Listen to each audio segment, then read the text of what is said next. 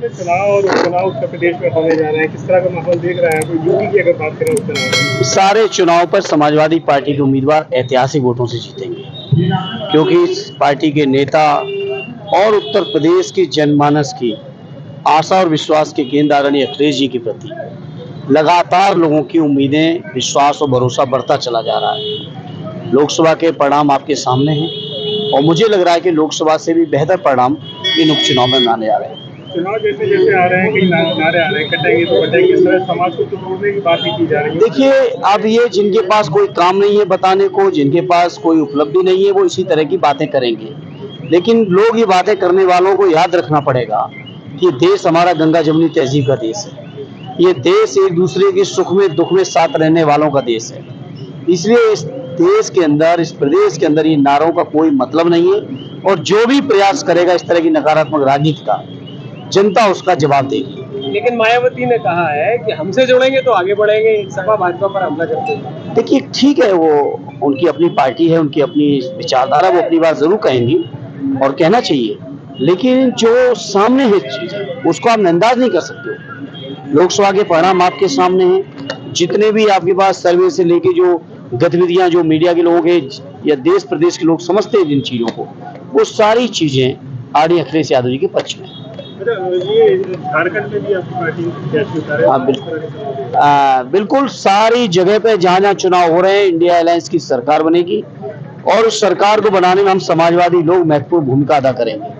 गिरिराज किशोर ने आपके जो साथी हैं राहुल गांधी, उनके लिए कहा है कि देश में गृह युद्ध कराना चाहते हैं, किस तरह की बयान? देखिए, गिरिराज किशोर, आज तक उनका एक सुलझा हुआ बयान कोई बता दे। उनको बीजेपी और आरएसएस की प्रयोगशाला ने इसी काम के लिए रखा हुआ है कि लोगों में नफरत फैलाओ। आज तक एक भी उनका सुलझा हुआ समरसता, प्यार, मोहब्बत, एकता बढ़ाने वाला एक भी बयान गिरिराज किशोर जी का हो तो आज तक आप बता दो। उन्होंने हमेशा नफरत फैलाने की बातें की, वही करेंगे और इसी बात की नौकरी उन्हें भारतीय जनता पार्टी ने दे रखी है। करेल की सीट आपकी सीट है? बहुत ऐतिहासिक जीतेंगे, बहुत ऐतिहासिक। में पिछली बार भी आप आए और इस बार भी आपको मौका मिला है। ये मेरे लिए तो बहुत बड़ी सौभाग्य की बात है और मेरे मित्र आशीष पटेल जी का आभार प्रकट करता हूं कि ये जब भी मैं बॉम्बे होता हूं और बहुत ज्यादा बिजी होता हूं, उसी वक्त इनका फोन आता है और कहते हैं आना है और लौह पुरुष को एक बार माला अर्पण करना है। और ये मेरे लिए बहुत बड़े सौभाग्य की बात है कि एक इतने बड़े शख्स के लिए मुझे माला अर्पण करना पड़ा और आज भैया भी हमारे साथ हैं। ये हमारे लिए बहुत बड़े सौभाग्य की बात है। ये हमारा परिवार है जिसके साथ आज मैं खड़ा हुआ हूँ और मेरा बचपन इटावा में बीता। मैं खेला यहीं, बड़ा यहीं से हुआ और यहीं से मैंने हनुमान जी की तरह छलांग लगाकर बंबई तक की अपनी यात्रा पूर्ण की। और उसके बाद आपने जो सब लोगों ने देखा है, महाभारत पहला शो, पहला सीरियल, द्रोणाचार्य की भूमिका, और उसने एक इतिहास लिखा हिंदुस्तान के पटल के ऊपर। टेलीविजन ने एक इतिहास लिखा, वो सौभाग्य मुझे मिला और वो सौभाग्य इसलिए मिला मुझे कि मुझे इटावा के लोग बहुत प्यार करते हैं और इसीलिए मैं बार बार इटावा आता हूँ। एक मजबूत किरदार आपने जो दिया था, उसके बाद अब आगे की किस तरह की आपकी तैयारी चल रही है? अरे बाप रे बाप तैयारी, मैं क्या बताऊं तैयारी।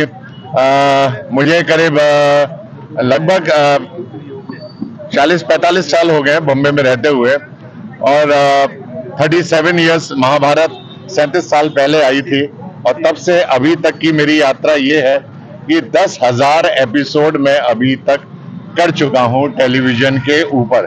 Bigger than life, larger than life वाले जितने भी रोल अभी तक इतिहास में बने हैं, फॉर एग्जाम्पल ले लीजिए महाराणा प्रताप, रावण, कंस, परशुराम, पृथ्वीराज चौहान या देवों का देव महादेव के प्रजापति दक्ष ले लीजिए, वो सारी भूमिकाएं निभाने का सौभाग्य आपके इटावा के इस निवासी को मिला है।